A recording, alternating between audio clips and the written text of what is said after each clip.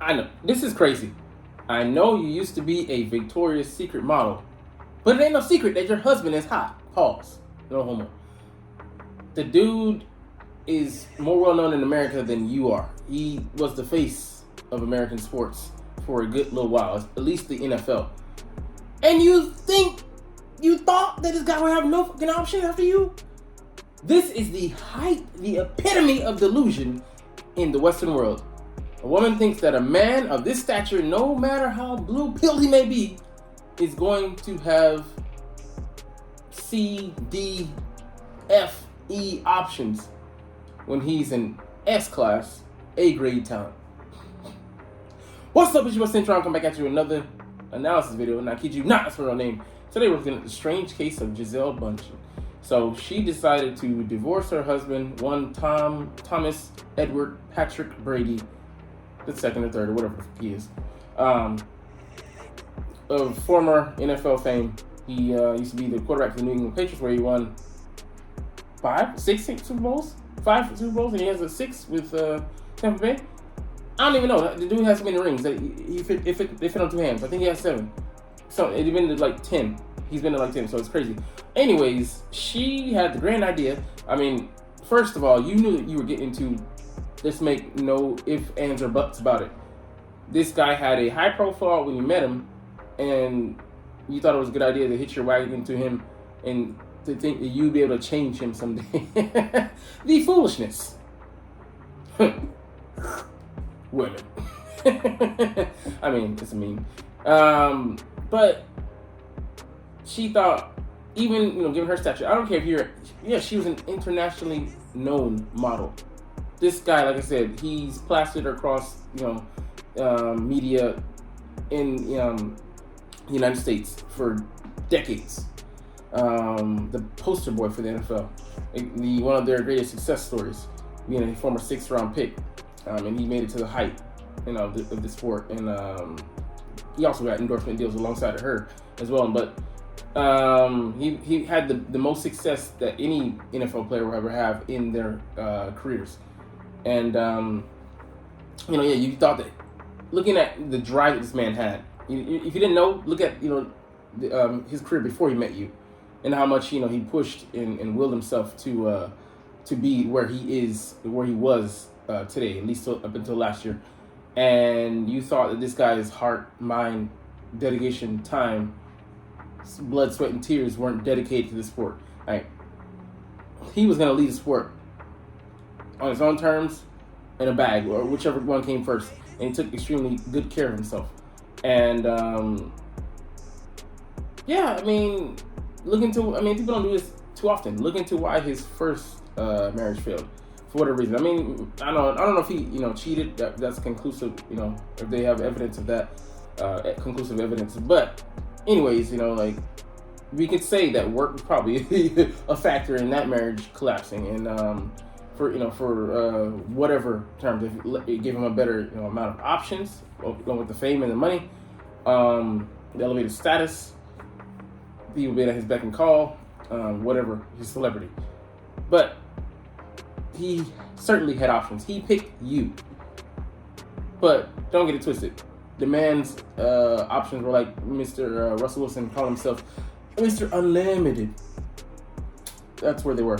And so you mistook you getting him for you having tamed him or whatever. You thought that when you told him to leave the sport, he was going to up and leave.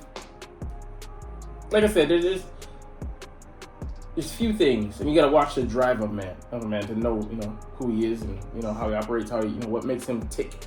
And it's very apparent, even to the outsider, that this guy eats, sleeps, lives, and breathes football. And you thought that you were going to come in and change that? Like, you just had, the WAP, whatever. It will never do that. Okay? And I know it's a thing for, some women. When I say women, I say some. I mean some are. Even though I mean a lot, I don't mean all. Get that straight. But women think they can change a man. That's just one of the things that they love to come in and change a man's nature. And it's like, unless he allows you to do that, you're not going to be able to do it. And then, like with the guy, this driven, he's a beast on the field, and yeah, he might be blue pill, but he's not as much of a simp as we thought he was. Maybe, and he said no, and she got pissed off, being a tizzy, said like, we agreed to this. It's like dealing with a hostage negotiator. You're trying to hold his career hostage, and how do you think that's going to end? You think you have the leverage until he's able to wiggle out of negotiations. I mean, it's crazy. This man is fighting for his legacy, and like I mean, that's the thing. You being a career woman wouldn't understand.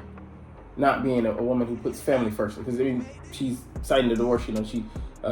The irreconcilable differences. I love that, but really at the heart of it, she wanted things her way, and didn't understand the position that he was in, and didn't understand where she's at, because she they got divorced. She went off with her trainer and parading him around.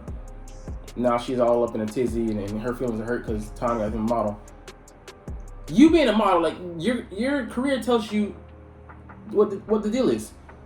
When you were getting older, you had you transitioned into a different kind of role, maybe management into the modeling agency and modeling industry, but they're always looking. I mean, their process is so they're always looking for the newest, brightest, youngest star. They're always searching for talent. Why? Because the other talent ages out. Even in his career, you age out of the NFL. Mentally, some guys can still do it, but their body betrays them physically. Like, that's just the rules of the game. And dating and relationships and the work sphere are no different. Like, so the fact that you thought you were gonna come in and you like I said, the arrogance to think that you were the game changer for whatever reason. You have millions in the bank. Here's the funny thing: the more money a woman makes, and the higher she goes up that social status ladder, the lesser her options become. The harder it is for her to find an actual guy that is on her level. Because not many women ascend to that. And then the guys that are up there, they're not looking for you. They're not looking for their equal in the financial sphere. They're not looking for their equal in the business world. They're looking for someone who's feminine.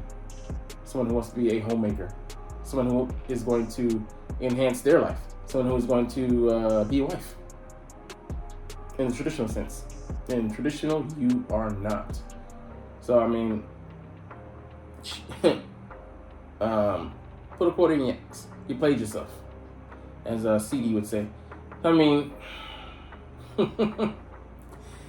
she has all the money in the world. Like I said, she has hundreds of millions of dollars. She doesn't want or need for anything. But who's she gonna be dating? Older rich dudes or broke dudes. It's not gonna be too many men on her level, and too many are gonna work with a depreciated asset. I mean, it's not fair, but life ain't fair. Nature, biology made this like for a reason. Men, we can produce babies for a long duration. Women have a limited time clock, and then most men that get with women want to start a family. She's in like her late 30s, I think, and she's had babies, and yeah, cool. But any guy that she gets with is gonna have to deal with the fact that she has kids in tow. Is that an asset to him? No. However fine she may be, she makes the money, she calls the shots. And not too many masculine men are gonna want to deal with that. Having an overhead. Someone to call the shots. What the hell is going on outside? It's a bunch of fighting with some other chick. Cat fight. Alright, but yeah, it's you put yourself in a bad negotiating position.